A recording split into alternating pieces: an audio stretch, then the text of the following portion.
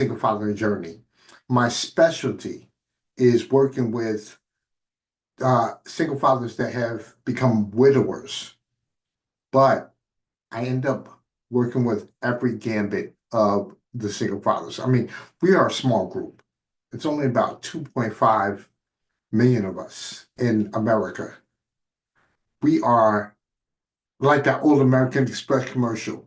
It's one of those things that says, you're an exclusive club. What we need to understand is that exclusive club means that we don't get a lot of help. We don't get outside support. So what we need to do is to figure the best ways that we can work with each other. Because we speak a certain language that other people don't understand. And it's only people that have gone through the widower's experience that understand it. And then it gets even deeper if you're a widower who has children, because you're facing multiple tsunamis. At the same time, you're still dealing with daily life. So you're hit with a perfect storm, to be honest with you, of three emotionally charged and mentally draining elements. You're working with the fact that you've lost your significant other. Then you're also working with the fact that you are navigating this journey with your children, and they are dealing with their own emotional challenges in relation to the loss of their parent. And then you still have to figure out how to survive on a day-to-day basis as well. You're still going to have to pay the mortgage or the rent, the car note. You're still going to have to do all those things. While you're in the middle of the emotional stagnation, you still have to figure out how to navigate through these things. And it becomes a fine line because science will tell you, hey, take a second. Don't make any rash decisions. And you shouldn't, because you're really not thinking properly. You got brain fog going on, you're dealing with grief. Those things are a challenge. But then also, here's what's interesting. I always tell my clients, the wolves at the door don't care. So you have to figure out a way how to balance the emotional and mental stagnation with an element of creating a logical approach to navigating through this. So I have a 5-step program that I talk to my clients about. And I let them know that the first thing they need to do is to figure out how to calm down. You have to do things differently. Calming down can be anything like observing meditation, exercising, any of those elements. They'll allow you to bring those adrenaline levels down. They'll allow you to utilize your serotonin level, that feel-good hormones, to work to your advantage. The next thing you need to do is create some type of financial plan, because you don't want to be dealing with an issue financially while at the same time you're navigating through the grieving process with the person you lost, while learning how to become a nurturer at the same time to your children, while also dealing with every other aspect of the day, such as work, such as having to navigate different social circles, such as having to understand that your time horizon has changed. Another thing I talk about is creating and organizing a schedule system.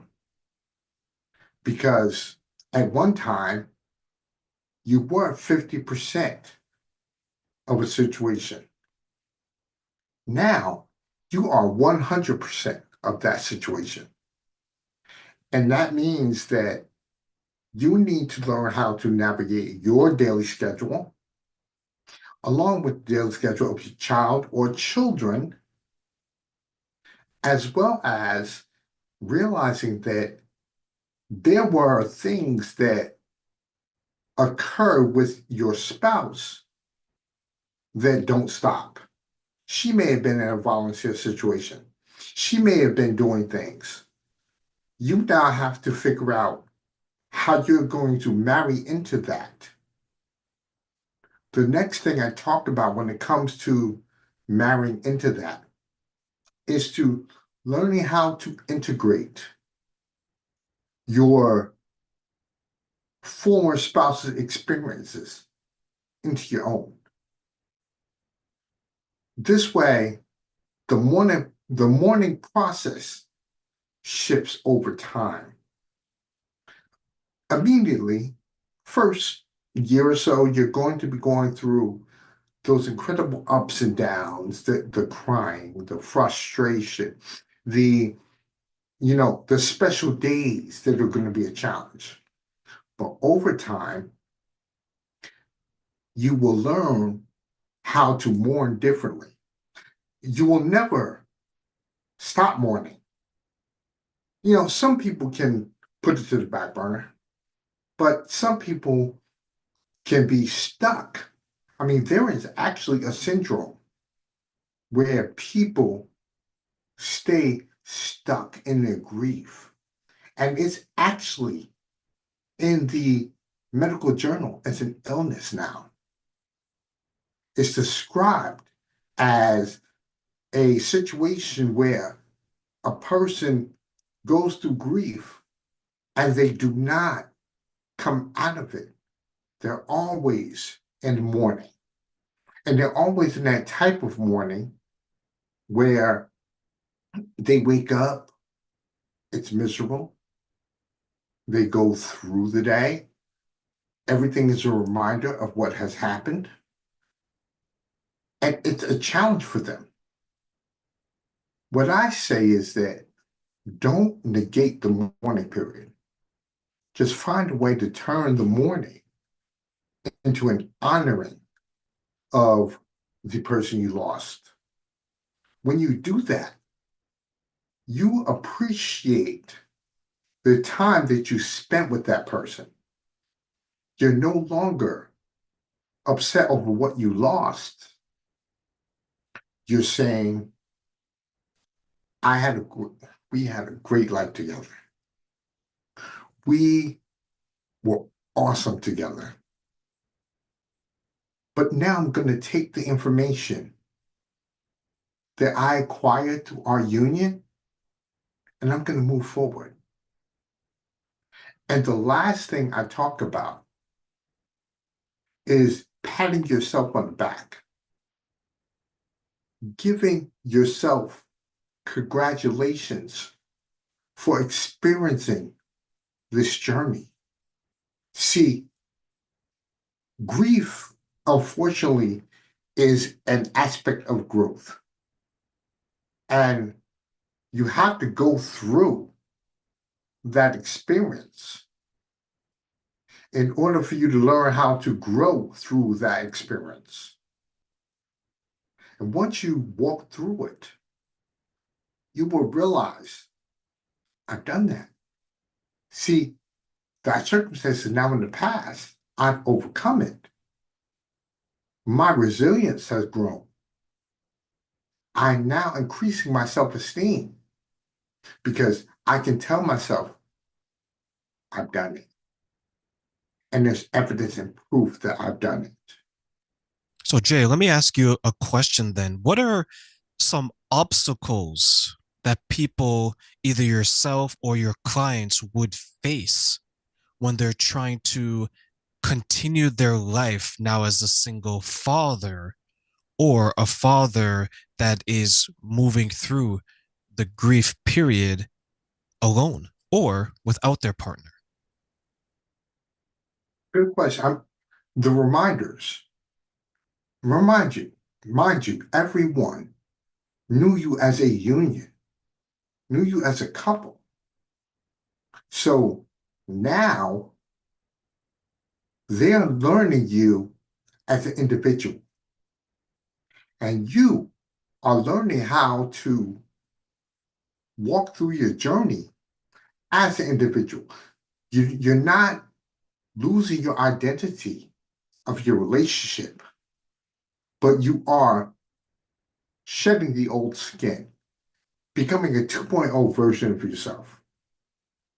During that time, there are going to be many obstacles, things that used to be able to rely on your significant other for help, assist, and support.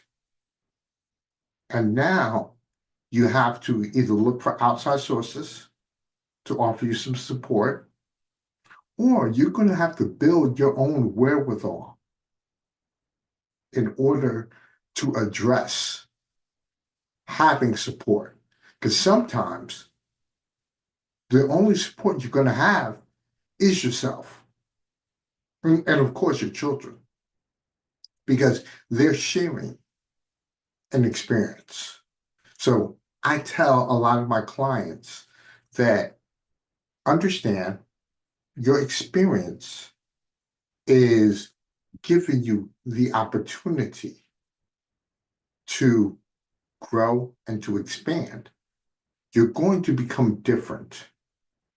The people that used to know you as the person you were are now getting an opportunity to experience you as this 2.0 version of yourself.